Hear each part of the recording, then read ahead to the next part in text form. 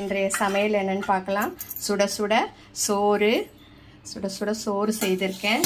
அதுக்கப்புறம் கம சுட சுட காராமணி, உருளைக்கிழங்கு, கத்திரிக்காய் போட்டு காரக்குழம்பு, வத்தக்குழம்பு செமையாக இருக்கும், டேஸ்டாக இருக்கும். இதில் வேணுன்றவங்க என்ன செய்துக்கலாம், கருவாடு கொஞ்சம் அலசிட்டு போட்டிங்கன்னா கருவாட்டு குழம்பு ஆகிடும். அவ்வளோதான், இது சூப்பராக இருக்கும். அதுக்கு அடுத்தது கமன்னு சட்னி, சாம்பார். என்ன சாம்பார்னா, இது வந்துட்டு வெங்காயம், தக்காளி, பச்சை மிளகா, பூண்டு இதெல்லாம் போட்டு கடைசல்.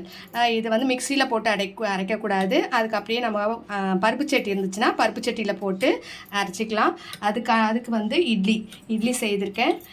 இது வந்துட்டு செமையாக இருக்கும், டேஸ்டாக இருக்கும். நீங்கள் வந்துட்டு 2 இட்லி எக்ஸ்ட்ரா சாப்பிட்லாம்.